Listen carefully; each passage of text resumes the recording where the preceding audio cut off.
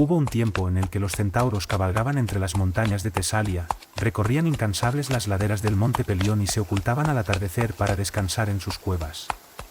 Estas criaturas tenían fama de salvajes y feroces, pero eran respetados y temidos por todos los habitantes humanos de las regiones vecinas, con los que solían tener buenas relaciones ya que estaban unidos por fuertes lazos familiares. Pero un día el rey Pirito, soberano de los lápitas y hermano paterno de los centauros, les invitó a un fastuoso banquete con motivo de su boda con la hermosa princesa Hipodamía, hija del rey de Argos y una de las mujeres más bellas de su época. Pero los centauros, que nunca habían probado el vino, se emborracharon e intentaron forzar a la recién desposada Hipodamía, junto a otras mujeres que habían acudido al banquete. Este hecho encendió la cólera del rey y fue el origen de la famosa guerra entre centauros y lápitas, que acabó con la derrota de los primeros, gracias a la intervención de Pirito y de su fiel amigo, el gran héroe Teseo. Pero no todos los centauros eran tan salvajes y depravados, entre ellos había algunos que destacaban por su gran sabiduría. Este era el caso del noble centauro Quirón. Quirón era un centauro extremadamente inteligente y de agradable carácter, fue el insigne educador y tutor de varios de los héroes más destacados de la mitología griega. Aquiles, Ajax, Asclepio, Jasón, Néstor, Teseo, entre otros muchos, fueron instruidos por el sabio centauro, el cual les formó en diferentes disciplinas tales como la música, el arte, la caza, la medicina y la filosofía. Quirón era descendiente del dios Cronos y la oceánide Fílira, por lo tanto era un ser inmortal, algo de lo que lamentablemente se arrepentiría al final de sus días.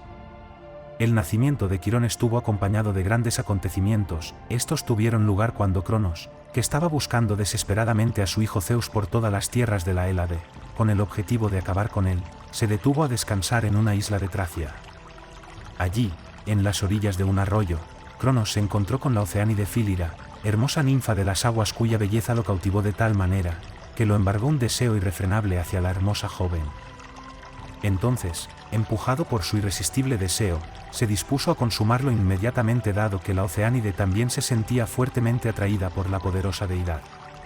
Cronos, que era muy precavido, y para evitar que su esposa Rea los descubriera, se transformó en un poderoso caballo semental de brillantes crines, y de esta manera copuló hasta la saciedad con la bella ninfa de las aguas.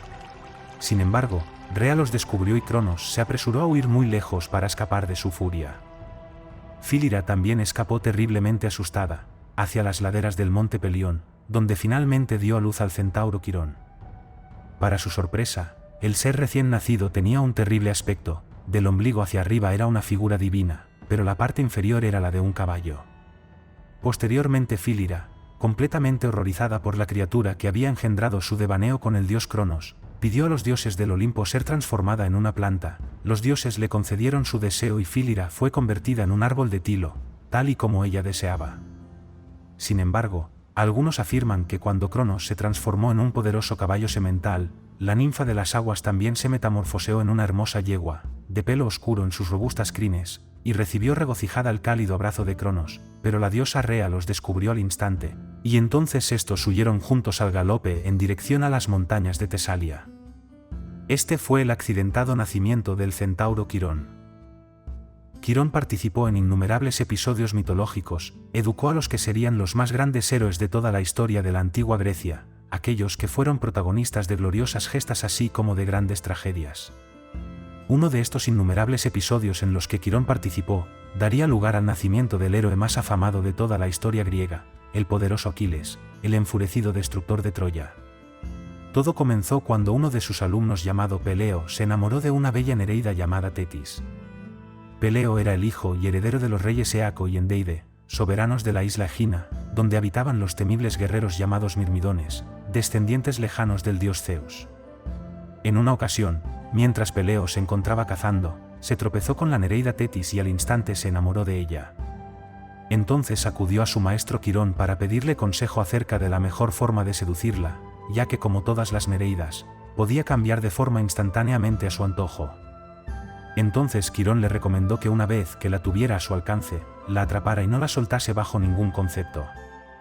De esta forma Peleo logró acercarse a Tetis y atraparla entre sus brazos, al tiempo que ésta cambiaba constantemente de forma. Así cuando la nereida se volvió a calmar, la agarró de un brazo y no la soltó hasta que ésta regresó a su forma de mujer, con lo cual pudo por fin poseerla de forma adecuada. De esta unión nacería el héroe y semidios Aquiles, y con él, muchos de los grandes acontecimientos que moldearon el carácter de los antiguos mitos griegos. Pero Quirón no fue la excepción entre sus semejantes de cuatro patas, que hacían gala de instintos mucho más primarios y un poco asalvajados. Hubo otros centauros de gran sabiduría, tales como el centauro Folo, instructor y gran amigo de Heracles. El centauro Folo era el fruto de la unión de Sileno y una ninfa de los fresnos. En una ocasión, mientras Folo instruía a Heracles en las artes de la caza, un grupo de sus parientes centauros les abordaron de manera violenta. Pero Heracles, después de pedirle a Folo que se ocultara en una cueva cercana, repelió el ataque de los feroces centauros disparando sus flechas y acabando con la vida de muchos.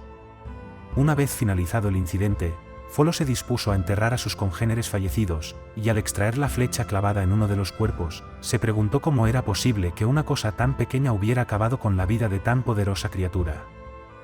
Fue entonces cuando la flecha le resbaló de entre los dedos, con tan mala fortuna que acabó incrustada en una de sus patas. Pero las flechas que Heracles disparaba estaban impregnadas con la sangre de la hidra de Lerna, veneno mortal para dioses y mortales, y Folo murió fulminado por la ardiente ponzoña. También existieron otros centauros que se destacaron de forma especial, pero no por su sabiduría o su honradez, sino por todo lo contrario, por su comportamiento vil y traidor, como fue el caso del centauro que respondía al nombre de Neso. Según cuenta la historia, a Heracles le agradaba salir de caza por las montañas acompañado de su tercera esposa, Deyanira, hija de reyes y también gran aficionada a la caza. Al llegar a las orillas del río Ebeno, junto a la cual se situaba siempre el centauro Neso, con el propósito de ayudar a cruzar a los viajeros mediante el pago de algunas monedas, y alegando que había recibido tal privilegio de los propios dioses debido a su honradez y rectitud, por si acaso alguien protestaba. Heracles pasó el río por sí solo, y entregándole algunas monedas le encargó que transportara a su esposa Deyanira.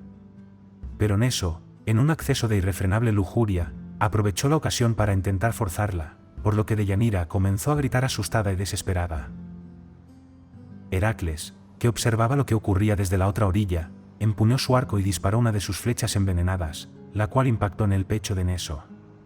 Entonces, ya agonizando, el centauro llamó a Deyanira y la engañó, contándole que si deseaba poseer un potente filtro amoroso, por si en alguna ocasión Heracles decidía abandonarla, debía mezclar su semen derramado sobre la tierra, con la sangre que fluía de la herida causada por la flecha.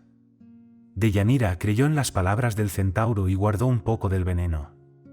Más adelante, cuando empezó a menguar su confianza en la fidelidad de Heracles, Deyanira untó una camisa con la sangre y se la dio a su marido, que murió lenta y dolorosamente abrasado por la piel que ardía a causa del potente veneno. Heracles se inmolaría por el insoportable dolor en el monte Eta, concluyendo así el último capítulo del gran semidios griego. También Quirón terminó sus días a causa de una flecha disparada por Heracles, pero en esta ocasión ocurrió de forma accidental. Heracles, durante uno de sus numerosos enfrentamientos con los centauros, disparó accidentalmente una flecha envenenada en dirección a los cuadrúpedos, mientras estos corrían a refugiarse en la cueva de Quirón. Pero la mala fortuna hizo que la flecha impactara accidentalmente en la rodilla de Quirón. Heracles, profundamente apenado por el accidente sufrido por su viejo amigo, le extrajo la flecha con la esperanza de sanarle la herida, y aunque el mismo Quirón proporcionó algunos remedios para curar la herida, estos resultaron ser inútiles contra el veneno de la flecha y el centauro se retiró gritando de insoportable dolor al interior de su cueva. Pero siendo Quirón inmortal no podía morir, algunos afirman que Prometeo se ofreció más tarde a aceptar la inmortalidad en su lugar, y que Zeus aprobó dicho arreglo, pero hay que tener en cuenta que Prometeo ya era inmortal desde su nacimiento, por lo tanto no podía aceptar algo que ya poseía. Lo más probable, tal y como aseguran algunos, es que Quirón prefiriera la muerte no tanto por el dolor que sufría, sino porque ya estaba extremadamente cansado de su larga vida. Estos fueron algunos acontecimientos protagonizados por estas fabulosas criaturas de 6 extremidades, que dominaron en una lejana época, las montañas y valles de Tesalia.